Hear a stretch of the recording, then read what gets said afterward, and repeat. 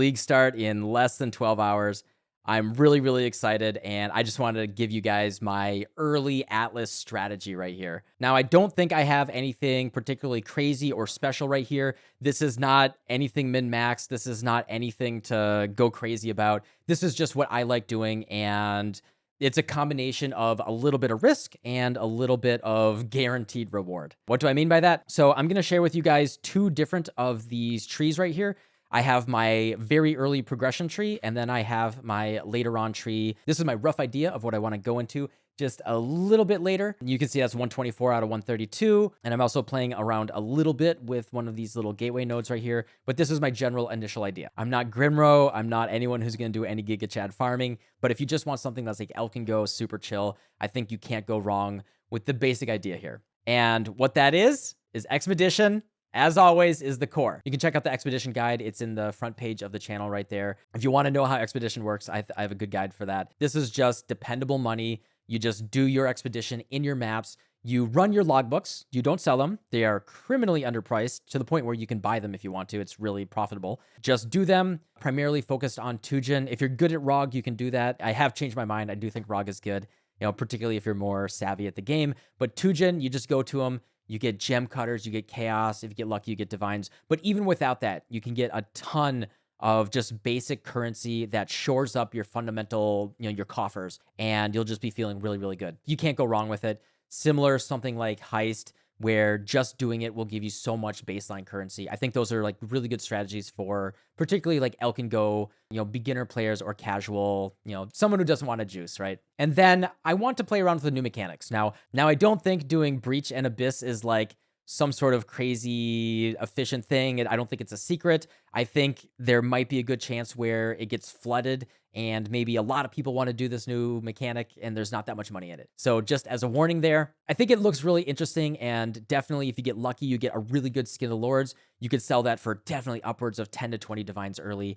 They are going to be very, very much in demand. But I think it's going to be fun, and I want to engage in the new mechanic, the new reworked mechanic. I'm using Expedition as my core to just get going, make sure I always have money. So I'm dedicated to doing Breach, and then Abyss is really, maybe I want to do it. I think Abyss is really good the first few days because you can sell Stygian Vises, if you get lucky with the Darkness Enthroned. The other thing that I'm looking forward to here is Abyssal Army just gives you so much XP. I like leveling up my characters ASAP. So I just like having good XP. That's my general idea right there. In terms of the progression, this is the order I recommend. I'm just going to give you guys this tree as a whole. I'll have 2 links in the description below. But my recommended progression is start with the traditional SSF progression if you want to. So we do want to go for June here. We get Betrayal, we get Unveils. Maybe we get lucky in red maps, and maybe maybe a Devouring Diadem drops a little bit later on. I like going over to the right here. You can grab Expedition early, and I might do that. I'm 50-50 if I grab Expedition early. Definitely don't grab Breach early. We're going to go up here and go straight to Shaping the Skies. You can take Wellspring of Creation if you're in hardcore. This is a very good recommendation if you just don't want to die.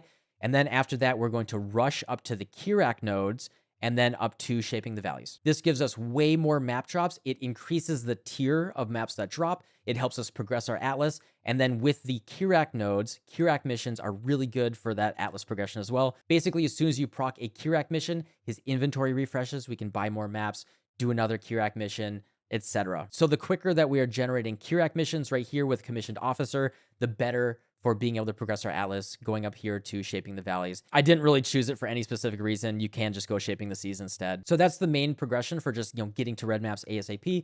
This is the solo self-found racing general progression. After that, this is really personal preference. For me, shrines probably come a little bit later.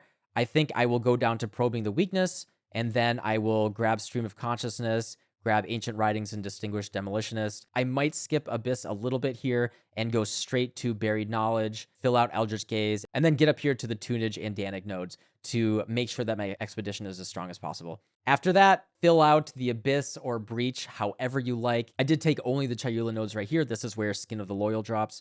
We want to, it's how we make our Skin of Lords. But besides that, that is the whole idea, is just Expedition, beeline for all of those. We do want to fill out Eldritch Gaze to get that Eldritch currency, all of the Expedition nodes, and then for your own personal preference, choose what you want there between the shrines, Breach, Abyss, whatever your taste is. More Abyss monsters here, more chance for Abyss here. If you're going to do Abyss, I do strongly recommend Corrupted Gaze. It's a full slot machine gamble, but if you get a really good 5 or 6 mod Abyssal, right, that's really, really good. For me, that's worth a gamble. Much later on, everything could change, but I did kind of back off on a couple nodes. I dropped out of Abyss entirely, and I dropped out of a couple Breach nodes, and then we're going all the way into Essence. We're taking this little gateway right here, and we're taking the Essence nodes here, and then going over and taking that Essence node. And then we're also filling out Shadow of Hunger. And then if we decide to go all in onto Breach after that, we can do otherworldly artifacts. That's my general idea. I love early essences. I love late essences. I love middle essences. Really good for crafting, really good for selling bulk, middle of the league. If you don't like essences, I would recommend probably considering, if you want to go into mapping harder, Delirium is right here. We can use this gateway and we can grab the Deli nodes, and I think that that's also a very good choice. That is all my plan is for the Atlas stuff. Both of these links will be in the description below. I think it'll be a nice baseline to get going. We've learned this over the past couple of leagues, is after they added this Atlas tree, there is such a variety. People can tune it for whatever you like.